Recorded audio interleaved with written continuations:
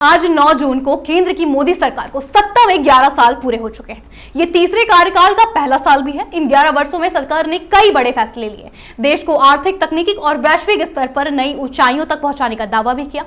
Digital India, make in India, आत्मनिर्भर Bharat, skill India जैसी योजनाएं आम जनता तक पहुंचाई। आइए दिखाते हैं हमारी संवाददाता उंजिला की आपको खास रिपोर्ट। उत्तर प्रदेश के कैबिनेट मंत्री डॉक्टर संजय निषाद ने मोदी सरकार के 11 साल को बताया बेमिसाल और साथ ही कहा कि मत्स्य विभाग को मोदी सरकार में एक नई दिशा मिली है जो पिछले सरकार में नहीं मिली थी। हमारे साथ इस वक्त मौजूद है कैबिनेट मंत्री संजय निषाद जी। आज केंद्र की सरकार, मोदी सरकार को 11 साल पूरे हो गए और साथ ही साथ इन 11 सालों में देश ने बहुत कुछ बदलाव भी है। इन तमाम बातों पर मंत्री से जानेंगे। सर, मेरा पहला सवाल तो ये कि इन 11 सालों में मोदी सरकार ने क्या कायाकल्प भारत की कर डाली? देखिए, 11 साल बेमिसाल है और हम निषाद पार्टी भी लगभग 2013 से हम लोग आए और उनका भी उस टाइम वही है। और हम लोग 11 साल बेमिसाल इसलिए कहेंगे कि जो काम कोई नहीं कर पावे और एक नया काम हो उसे बेमिसाल कहते हैं। जैसे धारा 370 खत्म होना, राम मंदिर बनना, अर्थव्यवस्था चौपट हो गया था, तीसरे नंबर पाना, पहचान भारत की मिट गई थी दुनिया में, फिर से विश्व गुरु की तरफ होना, सामरिक ठिकाने विकसित करना, इंफ्रास्ट्रक्चर हो, चाहे टूरिस्ट कोई भी क्षेत्र है, मेडिकल हो, शिक्षा हो, रोजगार, सब क्षेत्रों में आज के दिन महिलाओं का 10% आरक्षण हो, है आज देख लीजिए 33% हो, अपर कास्ट का हो, किस तरीके से काम उन्होंने बेहतर ढंग से किया है आज के दिन में। इसलिए कहते हैं ना कि कभी कभी महापुरुष कभी कभी आते हैं जो विशेष काम करके जाते हैं। उस तरीके से देख सकते हैं हमारे मत्स्य विभाग की तरफ से कि लगभग 67-68 साल में कांग्रेस ने 3,000 करोड़ रुपया दिया और मोदी जी ने 6.5 साल में 41,500 करोड़ रुपया दिया। फ्री का बीमा है, किसान क्रेडिट कार्ड्स है, आप समझते 33 परियोजना हैं इनके विकास के लिए आज के दिन में, इनकी शिक्षा, स्वास्थ्य, रोजगार के लिए तमाम इनकी पॉलिसी बनाए। तो ये इससे कहते हैं ना कि आज के दिन में मोदी हैं तो मुमकिन है कि 11 साल में अपनी पार्टी, अपने समुदाय और देशवासियों की तरफ से उनसे बधाई देता। लगातार इन 11 सालों में विपक्ष तीखे हमले करते चला आ रहा है और आज भी कहीं ना कहीं जो ऑपरेशन सिंदूर के बाद हो, चाहे वो राम मंदिर, तमाम हमले उसने किए हैं। तो विपक्ष देखिए, जनता मिठास है और जनता तीखापन पैदा करती है। तो जो स्वाद था मीठा का कांग्रेस और सपा से जनता ने छीन लिया। जब मिठास छीन लिया तो तीखापन ही बचा रहेगा, तो वो आखिर देंगे क्या सपा और कांग्रेस वाले। और जनता जनार्दन है, जनता के लिए मोदी काम कर रहे हैं, इसलिए मोदी के साथ जनता है। तो इसलिए विपक्ष के पास बयानबाजी का अलावा कुछ बचा नहीं है। राहुल गांधी का एक बयान जो बहुत आलोचना का विषय बन चुका कि उधर से फोन आता है तो मोदी सरेंडर हो जाते हैं, इसको किस तरीके से देखते हैं? देखिए, मोदी से पहले देश के केंद्र में जो सरकारें थीं वो आउटलेट ओरिएंटेड थी, मतलब दूसरे देशों के द्वारा संचालित होती थी। इसीलिए भारत बट गया, पाकिस्तान बट गया, पूर्वी पाकिस्तान बट गया। ये तमाम बंटवारा जो हुआ इसीलिए हुआ, तमाम सियासी में हिस्सा चला गया। लेकिन मोदी के आने के बाद 1 इंच भी कुछ नहीं हुआ। आज के दिन में हम आत्मनिर्भर भारत हैं, तो जो विदेशी ताकतें हैं ये सारे विपक्ष के लोग विदेशियों के स्पीकर हैं। आप हथियार खरीदते थे, हम सामान खरीदते थे, सब हम दूसरे पर निर्भर हुआ करते थे। और मोदी ने भारत को आत्मनिर्भर बना दिया, चाहे सामरिक ठिकाने हो, चाहे इलेक्ट्रॉनिक हो, चाहे इंफ्रास्ट्रक्चर हो, हर क्षेत्र में एजुकेशन हो, रिसर्च हो। आपने देखा होगा कि कोरोना के समय हम आत्मनिर्भर होंगे तो दूसरे देश का माल आना बंद हो जाएगा। तो वो निश्चित रूप से इनसे, तो आज के दिन में ये विपक्ष जो है ना, ये आउटलेट ओरिएंटेड सरकार थी और आज के दिन में भारत की जनता की सरकार है। तो इसीलिए दर्द है उनका, और कुछ है नहीं। इन 11 सालों में मत्स्य विभाग में क्या क्या बदलाव और क्या नई नीतियां जुड़ी और जनता को कितना लाभ पहुंचा? देखिए, पहले तो मैं इतने कहूँगा कि ढेर सारे मछुआरे जो अंतर्राष्ट्रीय रूप से कभी श्रीलंका में चले जाते थे, कभी पाकिस्तान में चले जाते थे, अब एक डिवाइस लग गई कि अब आप बॉर्डर नहीं क्रॉस होंगे, आप वहाँ चले गए, मछली मारने के लिए गायब हो गए, कोई आंधी तूफान आता नहीं पता चलता था। मोदी जी ने उन्हें डिवाइस दे दी कि आंधी तूफान आता तो अलर्ट हो जाओ, अपने आप चले आओ। तो जान के खतरे सबसे पहले किसी समाज को सुरक्षा आवश्यक है, सम्मान बढ़ता है। मोदी जी ने राम और निषाद राज की 56 फुट की मूर्ति लगाई निषाद राज की, और प्रयागराज की धरती, गंगा पुत्रों की धरती को निषाद राज की धरती बताया। 67 करोड़ लोग आए। आज मोदी जी ने, आप समझ सकते हैं कि एक निषाद के घर जाके चाय पीकर, प्रमुख भगवान राम के मंदिर के उद्घाटन में जाकर उस दर्द को देखा, और उन्होंने 67 साल में केंद्र विपक्षियों ने, जब विपक्ष की सरकार थी, तो केवल 3,000 करोड़ रुपया इनको अलॉट किया था मछुआरों के विकास के लिए। इन्होंने 6.5 साल में 6,500 करोड़ रुपया दिया आधुनिकीकरण के लिए। अब इन्हें फ्री का बीमा है, इनके लिए किसान क्रेडिट कार्ड है, इनके लिए 36 परियोजनाएं हैं जिसमें हम दे रहे हैं आज के दिन में 60% सब्सिडीज के माध्यम से, इनकी शिक्षा के लिए, इनके रोजगार के लिए। तो हम टेक्नोलॉजी से ट्रेनिंग सेंटर खुलवा दे जगह जगह, नेशनल फिशरी डेवलपमेंट बोर्ड, तो ये मछुआरों के विकास के लिए। और हमेशा वाइस देते हैं कि मत्स्य क्षेत्र के अंदर असीम संभावना है व्यापार का।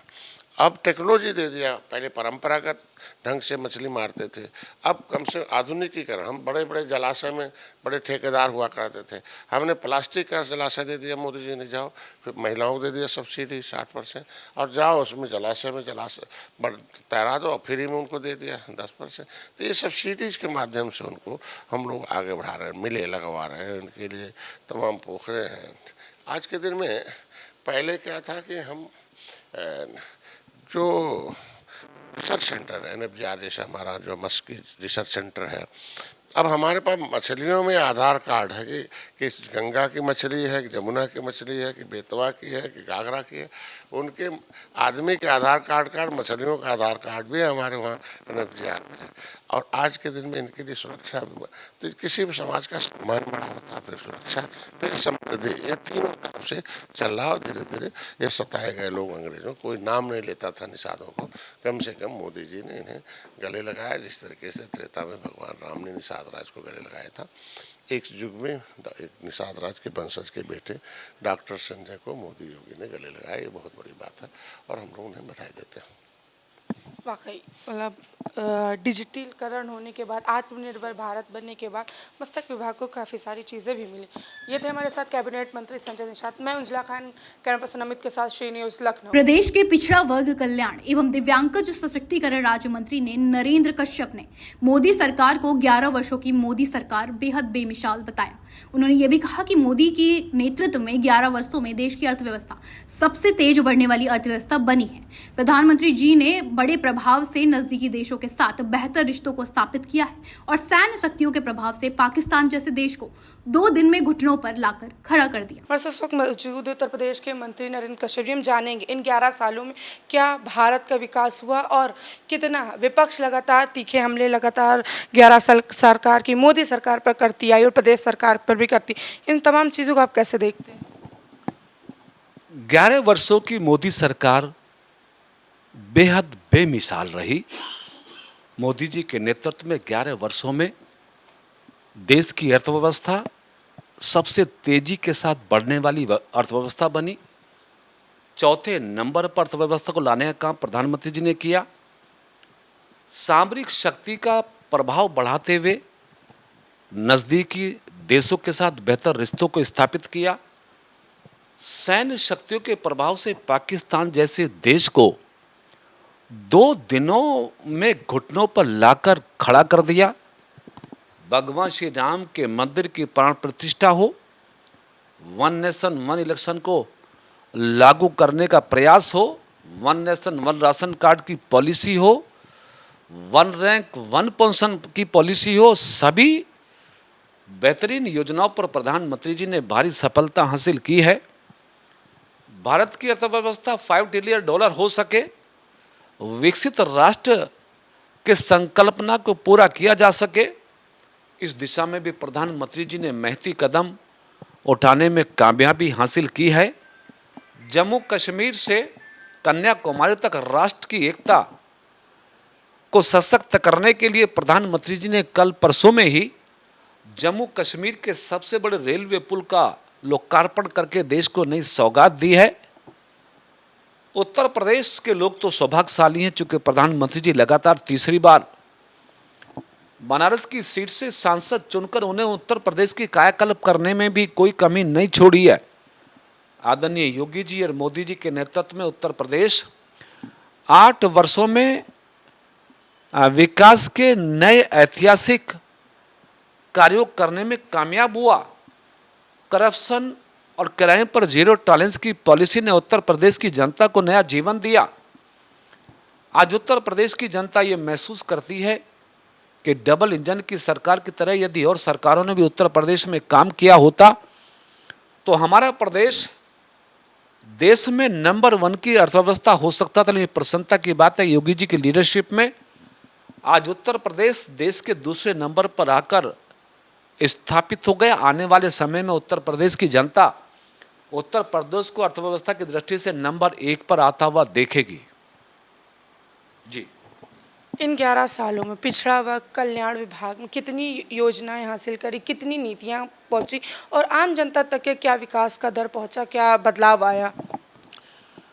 यदि मैं ओबीसी समाज के जीवन में हो रहे बदलाव की बात करूं तो 11 वर्षों में मोदी जी की सरकार में ओबीसी कमीशन को संवैधानिक दर्जा मिला, नीट की परीक्षा में 27% रिजर्वेशन मिला, सैनिक विद्यालय केंद्रीय विद्यालयों में 27% रिजर्वेशन मिला, ओबीसी समाज के 27 सांसदों केंद्रीय मंत्रिमंडल में स्थान मिला। उत्तर प्रदेश में पिछले वर्गों के जीवन में जो बदलाव 8 वर्ष और 11 वर्ष की सरकारों में आया उसका प्रतिबिंब आज उत्तर प्रदेश के पिछले समाज के लोग इसलिए देख रहे हैं कि जो बजट 2017 तक ओबीसी वेलफेयर विभाग का उत्तर प्रदेश में केवल 1700 करोड़ होता था, उसको बढ़ा के योगी की सरकार में 3150 करोड़ किया गया। उत्तर प्रदेश में गरीब बच्चियों की शादी के अनुदान की राशि को 200 करोड़ किया गया। छात्रवृत्ति की धनराशि को बढ़ाकर 2825 करोड़ किया गया। उत्तर प्रदेश में CCC ओ लेवल के माध्यम से ओबीसी समाज के बच्चों को प्रशिक्षित करके रोजगार से जोड़ने का प्रयास हुआ। यानी जहां डबल इंजन की सरकार में प्रदेश को विकास मिला, कनेक्टिविटी मिली, रोजगार मिला, किसानों को खुशहाली मिली, दलित पिछड़ों का अधिकार मिला, वहीं पर ओबीसी समाज के लोगों को संवैधानिक अधिकार और सरकार की योजनाओं के लाभ से आज पिछले समाज के लोग अपने आप को खुशहाल महसूस कर रहे हैं। लगातार विपक्ष तीखे हमले करता आया इन 11 सालों में और प्रदेश की इन 8 साल की सरकार में हमले करते हैं, चाहे वो ऑपरेशन सिंदूर हो, राम मंदिर हो, चाहे महाकुंभ हो, इन तमाम मुद्दों पर उसने हमला किया है।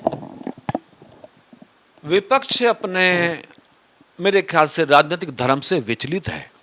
ठीक है, उनका विरोध भारतीय जनता पार्टी के विचारों से हो सकता है, उनका विरोध, उनकी आलोचना समालोचना हमारी सरकार की गलत नीतियों पर हो सकती है, लेकिन जिस ऑपरेशन सिंदूर के साथ दुनिया के लोगों ने समर्थन व्यक्त किया, इस घटना को देखते हुए कि भारत की सैन्य शक्तियों ने 2 दिन में पाकिस्तान को घुटनों पे ला दिया, 9 आतंकवादी ठिकाने बिस्मार कर दिए, 15 पाकिस्तान के सैन्य शक्तियों को समाप्त कर दिया, पाकिस्तान को उसकी औकात बता दी। उस पर भी, ऑपरेशन सिंदूर पर भी अगर विपक्षी दल के लोग सवाल उठाते हैं तो मेरे ख्याल से यह हमारे देश की सेनाओं का अपमान है, हमारे देश के उन लोगों का अपमान है जिन्होंने देश के लिए जान दी है। इसका जवाब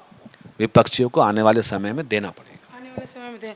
वहीं राहुल गांधी का एक बयान बड़ी आलोचना का विषय बन चुका है। उन्होंने कहा उधर से फ़ोन आता है हेलो मोदी और मोदी सरेंडर हो जाते हैं। राहुल गांधी जी की अपरिपक्वता इस हद तक नहीं होनी चाहिए कि उनका अपना बयान ही उनके लिए मजाक का कारण बन जाए। प्रधानमंत्री नरेंद्र मोदी जी जब से देश की सत्ता में आए हैं, अमेरिका में भी भारत की धमक को लोगों ने महसूस किया है। पुराने कांग्रेस पार्टी की सरकारों के समय के कालखंड को भी लोगों ने देखा है, अमेरिका नोटिस नहीं लेता था। प्रधानमंत्री देश के प्रधानमंत्रियों को ड्यू रेस्पेक्ट नहीं देता था। आज अमेरिका के राष्ट्रपति हों या और दूसरे बड़े नेता जब देश के प्रधानमंत्री या देश का प्रतिनिधिमंडल जब भी अपनी बात को रखने के लिए अमेरिका में जाता तो विशेष सम्मान के साथ उनको लिया जाता है। तो ये सब बदलाव अगर राहुल गांधी जी को नहीं दिख रहे हैं तो निश्चित है फिर राहुल गांधी जी वही बोलेंगे जो उनके मन में आएगा। जी, तो ये थे हमारे साथ मंत्री नरेंद्र कश्यप। तो कई तमाम बड़ी बातें कही, कहीं ना कहीं विपक्ष के जो तीखे सवाल उन पर भी हमलावर हूँ। मैं Manjula Khan, Shri news camera person Amit के साथ, लखनऊ। उत्तर प्रदेश के अल्पसंख्यक कल्याण मंत्री दानिश आजाद अंसारी ने मोदी सरकार के 11 सालों को देश के अच्छे स्वास्थ्य सेवाओं को आगे बढ़ाने का काम बताया। साथ ही उन्होंने कहा कि किस तरह से देश के रोजगार पर क्षमताओं को बढ़ाने और देश के उद्योग को आगे बढ़ाने का मोदी सरकार ने काम किया है। हमारे साथ उत्तर प्रदेश के अल्पसंख्यक कल्याण मंत्री दानिश आजाद अंसारी मौजूद हैं। हम जानेंगे 11 साल कैसे रहे, भारत का क्या कायाकल्प हुआ और विपक्ष किस तरीके से 11 साल में मोदी सरकार ने मुंह तोड़ जवाब दिए। देखिए, 11 साल जो प्रधानमंत्री मोदी जी के कार्यकाल के रहे, ये सेवा, समर्पण, विकास, भाईचारे, उन्नति, समृद्धि के रहे। देश को अच्छी स्वास्थ्य सेवाओं में आगे बढ़ाने का काम मोदी सरकार ने किया। देश के रोजगार पर क्षमताओं को बढ़ाने का काम मोदी सरकार ने किया। देश के उद्योग को आगे बढ़ाने का काम मोदी सरकार ने किया। देश की महिलाओं को सशक्त करने का काम मोदी सरकार ने किया। देश की एकता और अखंडता को और मजबूत करने का काम मोदी सरकार ने किया। तो ये तमाम जितने काम मोदी सरकार ने किए हैं, इससे एक सार्थक माहौल देश में बना है और देश तेज़ी से विकसित भारत बनने की दिशा में आगे बढ़ रहा है। लगातार विपक्ष हमलावर हुआ और राहुल गांधी का बयान बड़ा आलोचना का विषय बन गया। उधर से फ़ोन होता है, नरेंद्र यानी मोदी सरेंडर हो जाते हैं। देखिए, कांग्रेस पार्टी ने भारतीय जनता पार्टी का विरोध करते करते कांग्रेस पार्टी भारत का विरोध करने लगी। ये कहीं से भी एक्सेप्टेबल नहीं है। हाँ, हमारी राजनीतिक विचारधारा अलग हो सकती है, हमारे राजनीतिक एजेंडे अलग हो सकते हैं, सोच अलग हो सकती है, लेकिन हम सब का लक्ष्य केवल और केवल भारत की समृद्धि होना चाहिए। ऑपरेशन सिंदूर एक ऐसा ऑपरेशन था जिसमें देश की सेना ने पूरे मजबूती के साथ दुश्मनों का, जो देश की तरफ बुरी नज़र लोग उठाते हैं, उनका मुंहतोड़ जवाब दिया। और ऐसे समय देश की सेना का मनोबल बढ़ाने के बजाय उसकी सेना का मनोबल गिराने का काम अगर कांग्रेस पार्टी कर रही है तो ये कहीं से भी सही नहीं है। अल्पसंख्यक कल्याण विभाग में कितनी इन 11 सालों में बदलाव आए, क्या क्या योजनाएं मिली और आम मुस्लिम को किस तरीके से सारी चीज़ों का लाभ मिला? देखिए, अल्पसंख्यक कल्याण विभाग प्रधानमंत्री मोदी जी के नेतृत्व में हमेशा जो हमारा अल्पसंख्यक समाज है, मुस्लिम समाज है, पिछड़ा पासमानदा मुसलमान है, उसको समृद्धि और तरक्की से जोड़ने का काम किया गया। चाहे राशन की बात हो, चाहे सुशासन की बात हो, चाहे शिक्षा की बात हो, मदरसा आधुनिकीकरण की बात हो, हमारे अल्पसंख्यक बहुल क्षेत्रों में इंफ्रा डेवलपमेंट की बात हो, तमाम जगह हमारी मोदी सरकार ने ईमानदारी से काम करते हुए अल्पसंख्यक समाज को सशक्त बनाने की दिशा में काम किया। तो ये थे हमारे साथ अल्पसंख्यक कल्याण मंत्री दानिश आजाद अंसारी। 11 साल बेमिसाल कैसे रहे, तमाम खोल कर बात की है। कैमरा पर्सन के साथ मैं मंजुला, श्री न्यूज़, लखनऊ।